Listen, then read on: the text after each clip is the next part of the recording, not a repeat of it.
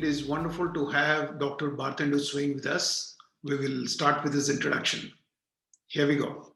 Thank you. Thank you for inviting me. Yeah, I'm Dr. Bhartendu Swain. I'm a plastic surgeon, and I've done my MCH at Stanley Medical College, Chennai. Subsequently, I've trained in Australia with my microsurgical training. A couple of years in UK, in two of the regional units. Then I came back for a year to CMC below, where I'd worked earlier. And then I did 2 years in the National Hand and Microsurgery Unit in Kuala Lumpur, Malaysia.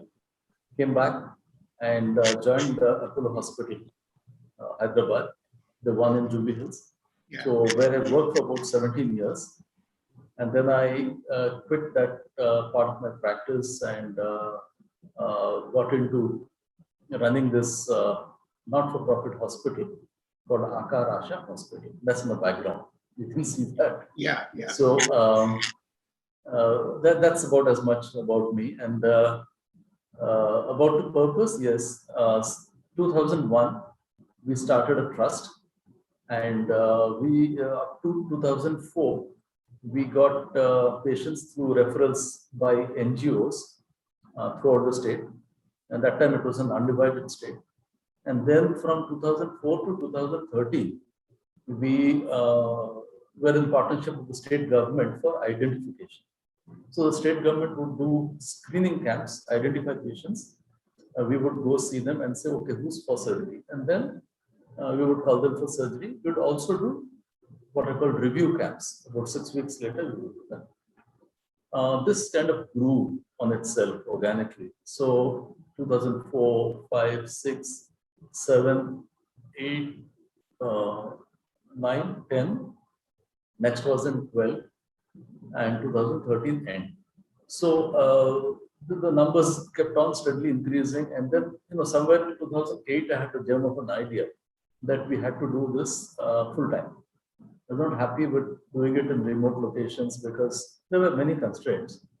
And we couldn't do the full-blown kind of surgery.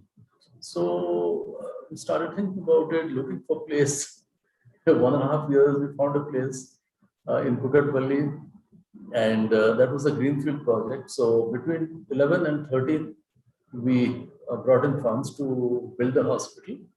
It's a 52,000 square foot facility built on a 2-acre premises, which is right bang on the Kukatpalli main road. And the whole thing is centered around reconstructive surgery. And reconstructive surgery essentially across 4 fronts is birth differences. We call them differences. Traditionally, they were called birth defects. And the second is burns and burns deformities. Third is trauma, so injuries, basically, whether at the workplace, industrial injuries, and road injuries at home. And lastly, tumors. The tumors could be broadly swellings of different kinds in the body or cancers of the head and neck and breast, both of which require reconstruction. It's not just the cancer cure. So these are 4 things that we worked on. We worked on the not-for-profit model, which is like almost 50-50. 50% of the patients paid for their care, which is again quite low, and 50% were treated free of cost. And our methodology was through camps. So we did camps, identified people, brought them here, operated on them. So a lot of effort went towards the free patients. But then 2020, the COVID pandemic, and then subsequently 2021. So, people, their backs were broken. So somehow we felt that if we are to be true to our purpose, we need to remove these constraints. See, not-for-profit, we have a certain filtration happening. So those who are below poverty line get taken in. So to prove they are below poverty line, there are certain criteria. So all that I did was to remove this completely. So anybody today, since the 1st of February this year, anybody who walks into Akar Asha Hospital gets treated free of cost. Now, they could be coming from anywhere in the country. So we've had now patients from West Bengal, from Jharkhand, from Rajasthan, MP. So all these states they have been coming.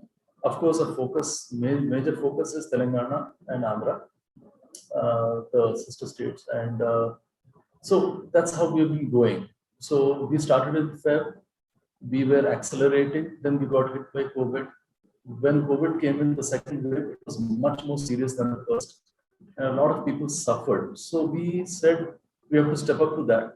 So we proportioned 60 beds for COVID care.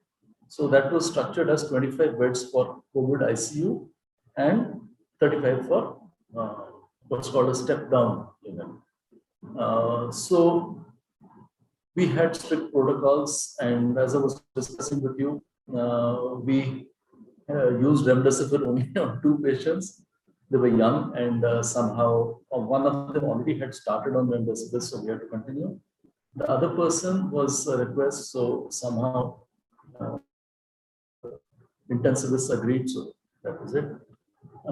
We had strict protocols about medication that went in, very minimal medication. We gave steroids, blood thinners, oxygen, and a stomach protective drug. That's it. These 4 things. Doctor, you No said zinc, no vitamins, yeah, nothing. no deaths, No no pulmonary focus. fibrinolytics, Yeah. nothing. So this went according. So we had 3 groups participating. One is the core team of intensivists who were working round the clock here. We had one group of British physicians of Indian origin. So they were coming on virtual calls every day. And we had pulmonologists also coming in. So we had to coordinate between these 3 groups. And so we found a common platform and we adhered to it. And we're happy to tell you, 70 plus cases, we never had a single black fungus. We didn't have a death, fingers crossed. And most patients came out quite well without home dependence on oxygen. The longest they stayed here was about 2 weeks plus. So we've been lucky, but I think it was adherence to protocol that made the difference. Meanwhile, our non-COVID reconstructive surgery, which is our main purpose, those cases picked up. And what we have done now is to go through a very nice way of approaching it, which is a departure from the past. So we have now moved away from camps because we are unable to do camps to what's called continuous identification. Now, this is what COVID has actually taught us, that we have to relearn our processes. Camps only, we yielded so many, and the people in that particular district had to wait once a year for us to come to do the camp. Now they can do it around the year. So we adopted this process of continuous identification. And how do we do it? We have a helpline. The helpline is actually run by another NGO, but they created a subset of this helpline called Akarasha helpline. The number is 48215050. I'll put it down later. Now this helpline handles calls from 8 a.m. to 10 p.m. and all calls are recorded. So we have a complete breakdown of how many people called, from where they called, what the calls were, was it attended to or not, and that's all on record. So that was number 1. Number 2, we have a free, again, another NGO give us this clinical information system, which records all these calls that come in, number 1. Number 2, these calls lead to other teleconferencing. So they give SMS to the patient party. The patient need not subscribe to Zoom. They can just click on the SMS and they are teleconferencing with us. So we have been talking to people from across the country. And then our helpline groups, further, they handhold the patient through different, not just clinical, but, investigations and how to come, all those things, and handholding happens with the helpline. And then finally, when they come here, They come not just that they get treated free of cost. They come with an attendant. All of them are housed in our dormitory. We have a 52-bed dormitory, so that's free. We also have a canteen which caters to all of them. Again, that's free of cost. So I think we've had a phenomenal response from public, and we have got intense support. Now, the best part is I can share with you some of those pictures that the attendants of patients who come, they have become volunteers. So they routinely you'll find 4 or 5 people in the kitchen, cutting up vegetables, serving. Wonderful. So this has become like a inbred volunteer effort. So we have one lady who's a phenomenal person. She spends 8 to 10 hours every day in the front office, just helping out patients, coordinating. Then we started a small playpen for children, and a lot of tiny books and stuff have come in. So a lot of things have happened. I think COVID taught us, and it was up to us to derive the lessons and implement them. So I think to some extent we have succeeded. But let's see, look at the road ahead. That's about it. Yeah. Doctor, one thing I would want to ask you, I know you for such a long time, okay? Days in Apollo, the quality manuals we wrote and all that. See, one of the things for a doctor who is always, with the patients, never worried about the management part, only doing the clinical work. Suddenly, if he has to come and start a business, now here, this is not a business what you started. You started an organization which is more not for profit. So from that angle, what are the 3 top skills, entrepreneurial skills that you learned and you felt are very important and brought the success for you? What are those 3 things? Of course, clinically you are the best in your job. You are a very renowned doctor. Everybody knows the kind of work, the complex work which you do, that is known to the community. But from an entrepreneur perspective, though you have excellent technical skills, this requires a completely different management. So what are those 3 things that actually helped you to set up such a wonderful enterprise? And more importantly, this is not an enterprise from a profit motive. This is more from giving it back to the society. This is more from a big contribution. This cannot be equated to any profitable enterprise. Organizing these kinds of things, getting funds and doing it is not very easy. Not many people understand this. Many business owners worry about making revenue, but here it is not really making revenue, but doing it at a free of cost. There is the revenue for you is donations and all that. You get money to do these things. So how complex is this? What are those things that you learned? Yeah. So Harsha, I'll try to answer this in 2 parts. The first will directly answer the 3 skills sets that you asked. I'm not very sure I'll be good at answering those, and the second one will answer the question about the nature of the organization and the kind of challenges that come with it. If you ask me skills, number 1, I would put as an unwavering commitment to the purpose. I think to me that's number 1. That overrides everything else. So if we have, absolute razor sharp Arjuna type focus when he was hitting the fish's eye. So I think that is the focus we need to have for the purpose that we set out for. Most of us, and because of pressures from different quarters, we tend to kind of dilute the purpose or sometimes, get distracted. So I think number 1 would be an unwavering commitment. That's number 1. Number 2, which I'm slowly discovering, is that there should be a willingness to collaborate. For growth, I think it's very important after some time, collaboration. If you take, for instance, even Apollo, or any of the big hospitals today in Hyderabad for that matter, they've all grown because of collaboration. Now, whether it's a financial collaboration or a non-financial collaboration, that's a different matter. But that means there must be a willingness to collaborate, means a willingness to cede a certain amount of authority. Wonderful. Correct. So one cannot have complete authority and collaborate.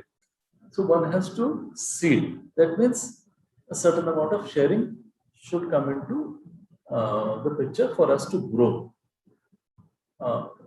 And once that happens, growth is exponential. I'm quite convinced of that. Yeah. And the third, which I don't know whether it will apply to a profit-making entity, is a fearless objectivity. Fearless objectivity. So what happens is, many times there are pressures which force us to become subjective. And this happens in our clinical practice. So just to oblige, we will do something.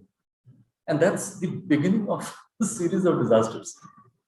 That we have learned very well during our clinical practice. So in management, also similar things happen. Of course, the expression has to be softer, but objectivity is very important. If we do not have a protocols, procedures in place, and we do not adhere to them, our outcomes will be less than optimal. I strongly believe in this. So wherever there is a shortfall in implementation of procedures, processes, there would be a shortfall in outcomes. This is what I've seen over a long period of time. Yeah. So, I mean, off my head, these are three skills which I can share with you. Yeah. This is as far as skills are concerned. Yeah. The other part of the question was about worrying about finances. So whether it's a profit or a non-profit, finances are a concern, management is a concern, both are important. Yes, as a complete charity, I don't have to worry about marketing. I don't have to worry too much about billing, because we don't have billing. There's no billing counter. But one thing that I have understood over the last maybe 30 years of practice, that I never bothered about money. Even today, I don't bother about running after people for funds. I have that unstinted belief that if you work, money will follow. This is same in my practice, my paid practice in the past. Same thing here. I find when I'm not working, for whatever reason, nobody wants to donate, which is fair enough. Where we are working very hard, God knows from where it just comes. So I don't worry too much about money. Even for an entrepreneur who wants to set up a business, I think that should not be a major concern. Major concern should be purpose and how efficiently we are doing things, how well we are doing things, how well we are projecting. I think that's important in today's world. We have to project, but people who have to know will know. This word of mouth is a phenomenal driving force. Let me tell you, Acha, you are a master in it, so I don't have to tell you much. But word of mouth, the Vedas could be transmitted over many centuries by word of mouth.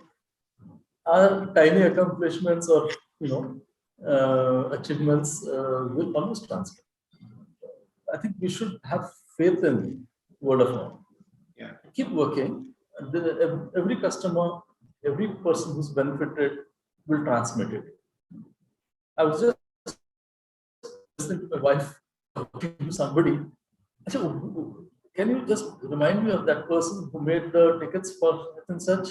And then so like that, these references and cross references, they are actually a winning thing. So I think we should focus on our processes, our systems, processes, outcomes forward. I've never worried too much about revenues. So maybe you can say you've been lucky, but I don't know. I have complete faith in purpose. Yeah. In fact, even I have put purpose at the center of, I've created a framework called 3S, 3P. Those 3 S's are strategy, systems like that, P's are people, process, productivity. So I brought the fourth P and I put it in the middle. That is purpose. And purpose is the key. Everybody, management consultants nowadays have made it a fashionable statement to talk about purpose. But in your business, it is at the core of it's in the middle of the heart. Okay. Key driver. Yeah, key driver. Yeah, absolutely. Wonderful. So I think we got some good inspiration because a lot of entrepreneurs in our group it's not only in our group, but others also I've seen worry too much about revenue. They have to worry about it. But like you said, don't worry about the revenue, worry about your purpose, try to see whether you're creating that impact. Money will automatically follow. It depends on your business, what business you're doing. Based on that, you will get your money. Yeah. So that's how it is. Wonderful, doctor. Thank you very much for taking part and doing it. Thank you so much, Harsha, for remembering me. I still am part of your group, even though we are kind of completely charitable. Again, I use this opportunity to request all our fellow participants to spread the word, to identify any such person who needs help. Yeah. We are more than happy to provide the help. Wonderful. You can send me that helpline number. So I will edit and put it in the video so that people will know. Wonderful. We will do that. Oh. Thank you, Doctor. Wonderful. Nice talking to you. Bye-bye. Bye-bye.